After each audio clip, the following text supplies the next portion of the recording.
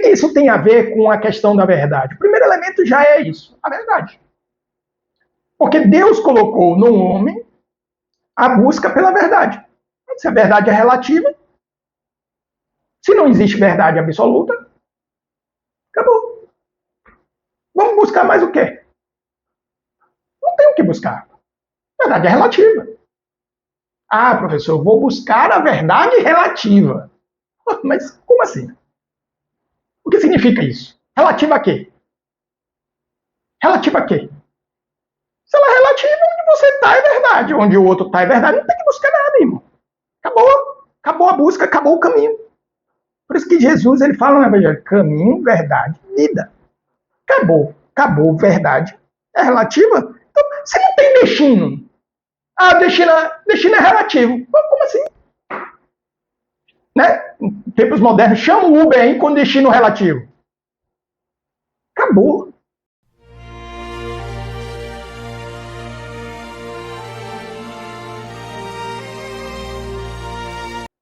E por que isso... Então, isso para cristão, olha, cristão, católico, meu amigo, esquece.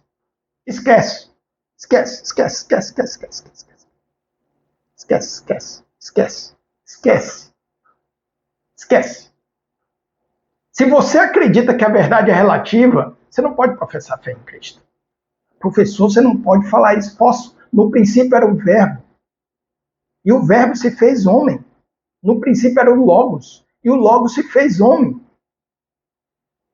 Tá aqui, tá no Evangelho. É o Evangelho de João. São todos os evangelhos. É isso. É incompatível. Você entende isso? É incompatível. E por que isso é fora do...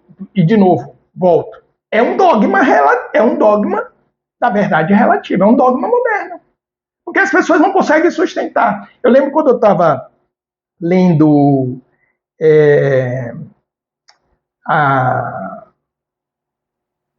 a Suma, né, de São Tomás de Aquino, teve uma objeção dele que me chamou muita atenção. Ele sempre apresenta primeiro as objeções e depois ele vai respondendo a cada uma das objeções. Mas uma das objeções, eu não vou lembrar, né, qual livro era, mas era bem no iniciozinho ali, que ainda estou bem no iniciozinho da Suma, que não dá para você ler a Suma, até dá para ler, mas ler mesmo a Suma num final de semana, isso não existe. Tá? Então, São Tomás de Aquino, uma das objeções dizia o seguinte: a verdade existe, a verdade é. Por quê? Se a verdade não existir, não existe verdade, é verdade. Então a verdade é. A verdade é uma coisa, a verdade é uma coisa, a verdade é algo que não pode não ser. A verdade é. Certo? A verdade é. Tudo bem? Então, se a verdade é relativa, a verdade é relativa é uma verdade absoluta. Vocês percebem isso? Não tem nem lógica. Não passa por um teste lógico. Se a verdade não existe, a verdade não existe é uma verdade.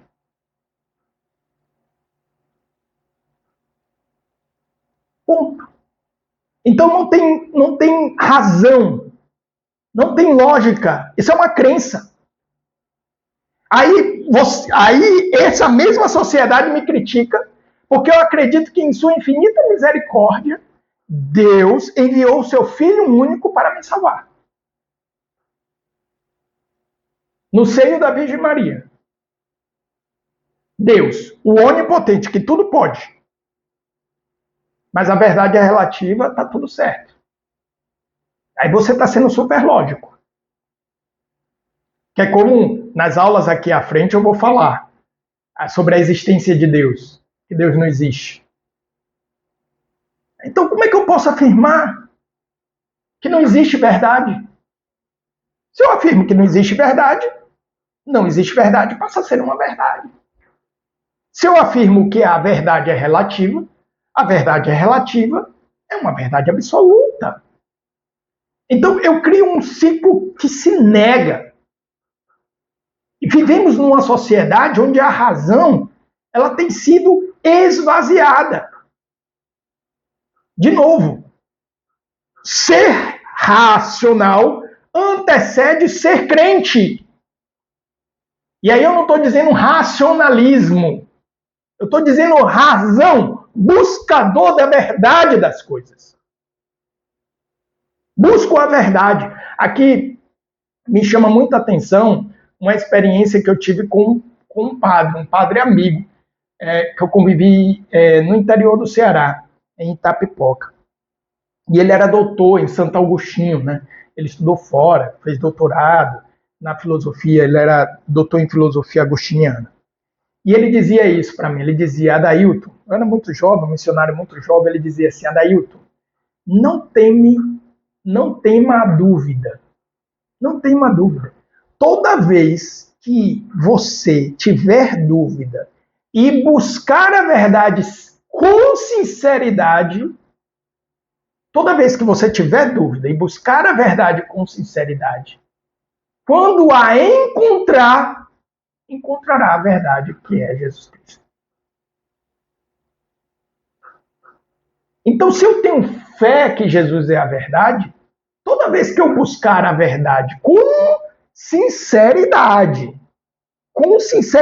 de coração, eu vou encontrar a verdade. Duas asas, grandona, eu falo muito isso. Duas asas que é o grandão, é o que diferencia aquele católico de ninho, débil no ninho ali, ó, que facilmente pode vir ser abocanhado por um predador. De um católico águia, que se eleva para contemplar a verdade, que está dizendo não sou eu, está dizendo não sou eu. É São João Paulo II. São João Paulo II. Quanto Papa, se pronunciando em relação à fé, e além disso, um santo. São duas asas. Duas asas. Muitas vezes, justamente por não termos essa percepção e essa consciência, nós vivemos uma religião que não ameaça em nada o mal. Em nada. Eu não gosto de ficar falando muito aqui do inimigo, do demônio, essas coisas, porque... Mas ele não está nem aí com a sua fé. Não está nem aí. Não ameaça em nada. Nada. Nada. Porque você é uma ave que não chegará à contemplação da verdade. Porque a sua fé, ela não é de fato vivida. Então você vive como uma crendice. Você é um católico por ocasião, por social. É um católico de IBGE. Porque você não tem razão, não tem logos encarnado. Logos encarnado. A razão, a verdade, a busca da verdade. A palavra. E nós vivemos uma sociedade onde esse logos ele está sendo totalmente atacado. Ninguém está defendendo ele, não. Ninguém defende ele, não. Qual a evidência disso, professor? Primeiro, a total ausência de lógica. Eu acabei de falar sobre isso aqui. Como é que pode um grupo de pessoas altamente gabaritadas, você só está vendo o corte desse vídeo, um vídeo que é um corte, isso é um corte de uma aula, que na primeira parte eu falei sobre uma experiência que eu tive no treinamento. Como pode pessoas altamente gabaritadas, elas nem sequer se questionar? Peraí, existe verdade relativa, absoluta? Não, peraí, não sei. Tá aí, boa pergunta, eu não sei. Pelo menos, diga eu não sei. A verdade absoluta? Rapaz, boa pergunta, tá aí, não sei.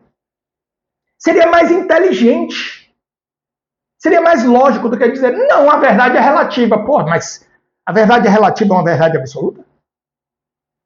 Me responde isso.